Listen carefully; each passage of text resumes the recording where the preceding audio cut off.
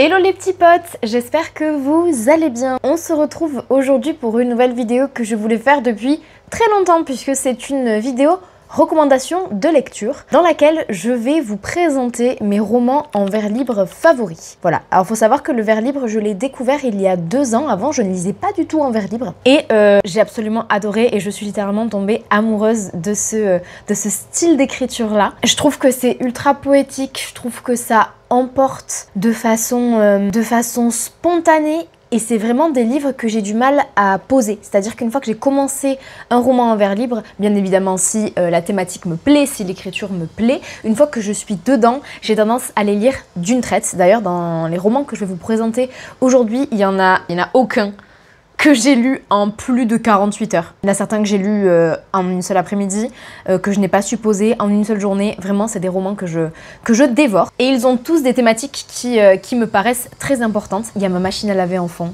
J'espère que vous l'entendrez pas trop. Je vais commencer de suite, il y en a 5 que je voulais vous recommander. Je pense que ça va être une petite vidéo assez rapide, mais j'espère vous donner envie de les découvrir. D'ailleurs, je commence à le dire ici, si vous avez des recommandations de romans en vers libre, je suis plus que preneuse parce que j'ai réalisé qu'en fait, il n'y en avait pas tant que ça dans ma bibliothèque. Ceux que j'ai pas appréciés, je les ai revendus parce que je ne garde pas les livres que je ne prévois pas de relire ou de prêter.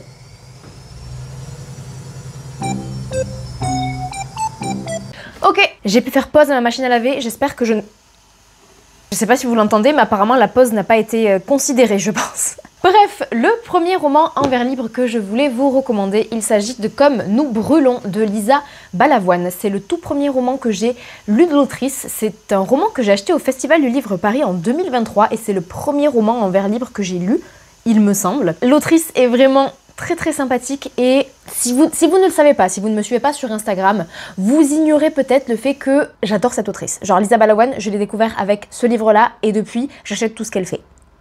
En toute sincérité et comme ça, c'est clair, c'est annoncé. Alors, vous verrez dans tous les cas, je vais vous le montrer, mais c'est des livres que j'ai à chaque fois annotés au stylo, littéralement.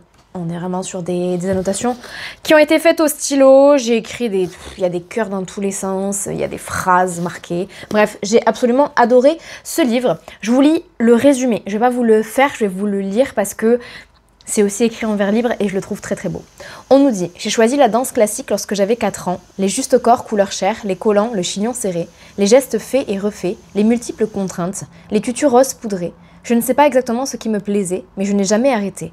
Il y a des choses qui nous arrivent sans qu'on sache pourquoi, c'est comme ça. » On va suivre 2 jeunes filles très différentes qui vont se retrouver donc dans un centre chorégraphique, Ada et Blanche. Et j'en dis pas plus, mais j'ai énormément aimé. Vraiment celui-là je l'ai lu dans le train en rentrant du festival, c'est pas le festival Livre Paris, je vous ai dit des bêtises, c'était le festival du livre jeunesse à Montreuil et je l'ai lu dans le train au retour en une seule fois. Je l'ai dévoré, j'ai sorti mon plus joli stylo noir et rac, j'ai tout annoté. Donc je vous le recommande fortement et je vous recommande de façon générale tout ce que fait Lisa Balavoine avec des trigger warnings pour tout ce qui concerne ses récits adultes. On peut en discuter d'ailleurs si ça vous intéresse, n'hésitez pas à m'envoyer un message, que ce soit ici en commentaire ou m'envoyer un message sur Instagram. Je mets un petit peu de temps à répondre, faut pas s'inquiéter, c'est normal, c'est juste que je papillonne beaucoup, mais vous aurez une réponse à votre message. Ensuite, le second livre que je veux vous recommander en vers libre, il s'agit de Pleurer pour un rien, c'est déjà beaucoup de Chloé Lume, qui est mon coup de cœur de l'année dernière, je crois. Genre dans mon top 3 ou mon top 5 de lecture de l'année dernière, je sais pas si... ou d'il y a 2 ans. 2023-2024, je ne sais plus. C'est un livre qui va parler d'avortement et que j'ai énormément aimé parce que je l'ai trouvé très vrai, très réaliste. J'ai l'impression qu'il regroupe toutes les subtilités de la question et j'ai beaucoup aimé. Et encore une fois, je vous lis la 4e de couverture qui est écrit en vers libre. On nous dit « Adèle aime Nilo, Nilo aime Adèle. Entre eux, c'est doux, c'est beau, ils sont des amoureux modèles. Mais quand 2 traits apparaissent sur le test, plus rien n'est simple pour Adèle. Quel chemin choisir quand le passé et le présent s'en mêlent ?» Il était incroyable. Vraiment, encore une fois, c'est un livre qui a été annoté. Je sais pas si j'ai écrit au stylo dans celui-là. Oh non, j'ai mis du fluo, voilà.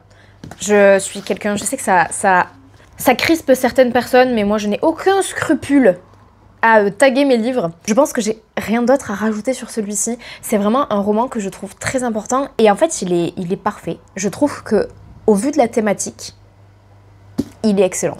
Je sais pas comment plus vous convaincre que ça. Je veux dire, c'était... Voilà. Voilà. Le troisième roman que je veux vous recommander, c'est un roman que j'ai lu tout récemment.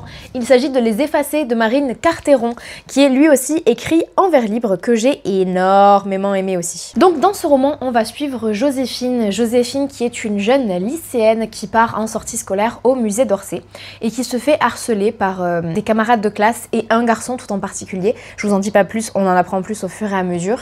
Elle va penser se faire enfermer dans un placard à balai et en fait elle va réaliser une fois le musée fermé qu'elle n'était pas du tout enfermée, qu'ils avaient juste fait croire qu'elle était enfermée et du coup elle se retrouve toute seule dans ce musée d'Orsay, sa classe est repartie et elle va faire la connaissance de Virginie. Virginie qui est un personnage historique qui a existé, qui a été peinte sur un des tableaux de Gustave Courbet que l'on voit juste ici mais que le peintre a décidé d'effacer, d'où le titre Les Effacés, et on va revenir sur les travaux de ce peintre là et surtout les histoires des différentes femmes qui ont été effacées.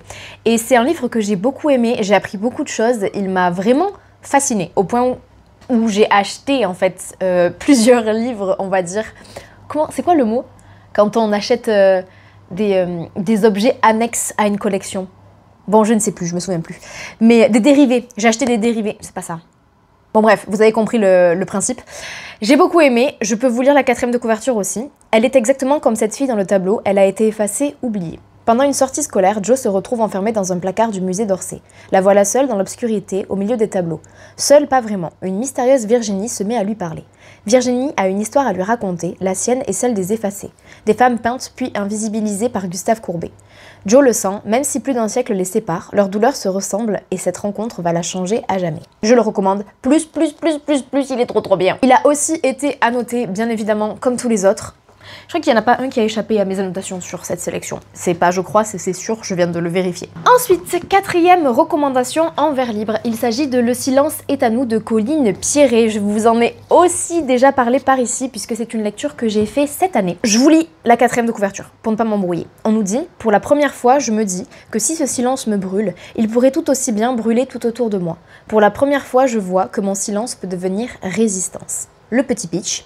Au début, il y a Léo. Elle a vu l'agression au lycée, mais elle est restée sans voix. Et puis, il y a la rencontre avec Mariam et la force des amitiés salvatrices, de celles qui changent la vie et donnent le courage de se faire entendre.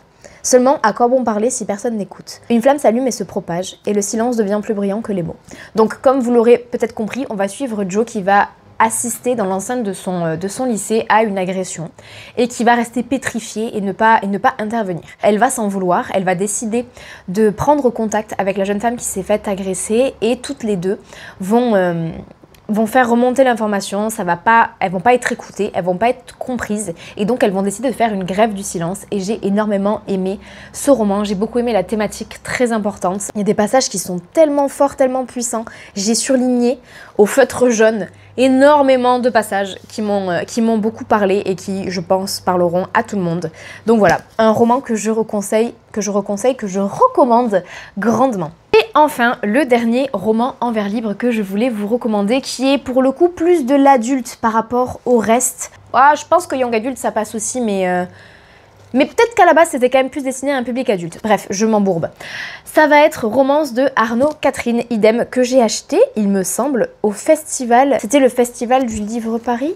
Non, c'était à Montreuil que je l'ai acheté celui-là aussi, et potentiellement la même année que le Lisa Balavoine. Parce qu'en fait, j'ai acheté le tome 2 au festival, c'est ça qui s'est passé. J'ai acheté le tome 2 au festival du livre jeunesse de Montreuil et en fait Lauralie a commencé par le tome 2, ou Valentine, l'une des deux, et nous a dit que c'était quand même plus intéressant de prendre les tomes dans l'ordre parce qu'il y en a 3. La machine à laver, la machine à laver. On nous dit, c'est le Morito, c'est un léger accident, c'est parce qu'il n'a pas rencontré de fille, c'est parce que je n'ai pas rencontré de garçon, c'était juste pour essayer, c'est pour avoir tout fait ensemble, c'est pour tous les amis pareils, c'est entre lui et moi, c'est la première et la dernière fois, c'est rien, ça va passer. La machine en fond, va falloir que je fasse des pauses. Hein. Je sais pas pourquoi est-ce qu'il y a un bouton pause sur la machine à laver si en fait elle ne pause pas quand je clique dessus. Ah mais là on s'envole. Hein. To the moon. Bon tant pis, désolé, je reprends avec la machine en fond parce que sinon j'aurais pas assez d'espace de stockage. Donc je disais, ça fait un petit temps que je l'ai lu donc je ne veux pas vous dire de bêtises, mais c'est un roman qui va traiter d'homosexualité que j'ai énormément aimé. Je l'ai trouvé très vrai, très réel, très brut par moments dans la plume. J'ai vraiment ce souvenir là de prendre des claques en fait en le découvrant. Voilà, donc je vais le relire pour pouvoir relire le tome 2 parce que je ne veux pas passer à côté et que je me souviens de comment est-ce qu'il termine, mais j'aimerais savoir, me rappeler de comment exactement est-ce qu'on arrive ici. Mais c'est un roman que je recommande vraiment grandement et que j'ai, voilà, c'était incroyable. C'était incroyable, j'adore le vers libre. C'est tout pour moi. Non, c'est pas tout pour moi, je vous mens, parce que du coup, comme je réalise que j'en ai pas lu énormément, il y en a un que j'ai acheté récemment et que je n'ai toujours pas découvert et je sais que c'est un roman en vers libre que beaucoup ont lu. Donc je vais un petit peu vous faire une dernière partie où je vais vous présenter un roman que je compte lire là d'ici peu. Il s'agit de Songe à la douceur de Clémentine Beauvais. Je sais qu'il fait beaucoup parler de lui. Je sais que ça... Voilà, c'est... Clémentine Beauvais, du coup j'ai lu un seul roman d'elle. Il s'agit de... celui qui m'a un peu traumatisé dont je vous ai parlé la dernière fois. Décomposé. Je crois que c'est ça le titre. Je le regarde là-bas, mais en fait, il est tout petit, tout fin, et j'arrive pas à lire d'ici. Donc, dans Songe à la douceur, on nous dit, quand Tatiana rencontre Eugène, elle a 14 ans, il en a 17. Il est sûr de lui, charmant et plein d'ennuis. Elle est timide, idéaliste et romantique. L'inévitable se produit, elle tombe amoureuse, et lui, semblerait-il, aussi. Alors, elle lui écrit une lettre, il la rejette, pour de mauvaises raisons peut-être. 10 ans plus tard, ils se retrouvent par hasard. Tatiana a changé, Eugène également. Vont-ils encore aller à l'encontre de leurs sentiments? J'ai hâte de le découvrir. Déjà, avec la 4e de couverture, je la trouve ultra bien rédigée. J'aime vraiment beaucoup. Donc, ma foi, je pense que je lis avant la fin de l'année. N'hésitez pas à me dire si vous l'avez découvert et me motiver à le découvrir. Voilà pour cette petite vidéo de recommandation de romans en vers libre. Je pense que j'aimerais faire la même chose avec la poésie et peut-être avec le théâtre. Parce que c'est vrai que j'ai du mal à trouver des chaînes, d'ailleurs si vous en avez des chaînes YouTube, je suis preneuse, des chaînes YouTube qui vont vraiment s'axer, parce que le vers libre, le théâtre, la poésie, c'est des romans que j'adore découvrir, mais que je ne découvre pas assez parce que je ne sais jamais vers quoi m'orienter. Donc si vous avez des recommandations de chaînes, ah mais là, mais on part sur la Lune, on sort du système solaire avec cette machine à laver. Est-ce que vous m'entendez toujours? Est-ce que c'est ok? J'espère. Il n'y a pas le choix parce que je n'ai plus d'espace. Donc nous continuons comme si de rien n'était. Je me déteste. Merci beaucoup si vous êtes arrivé jusqu'ici, si vous avez regardé cette vidéo en entier. Je suis encore une fois désolée pour la machine enfant. J'essaierai de faire attention. Ça fait longtemps que ça m'était pas arrivé. Écoutez, il faut du renouveau. Il faut refaire les mêmes erreurs pour s'en souvenir apparemment, parce qu'on a tendance à oublier un petit peu trop vite. J'espère que vous aurez aimé cette vidéo, j'espère que vous aurez trouvé quelques petites lectures à piocher parmi cette petite sélection. Je dis beaucoup petite, mais c'est des petits livres et des petites sélections, donc on fait comme on peut, avec le vocabulaire que l'on possède. Écoutez, n'hésitez pas à me dire en commentaire si vous en avez déjà découvert certains, ou si certains vous tentent, et encore une fois, je vous le redis, allez-y sur les recommandations, je suis plus que preneuse. En attendant, on se dit à bientôt pour une nouvelle vidéo et je vous souhaite un très beau week-end, plein de lectures, je l'espère. Salut!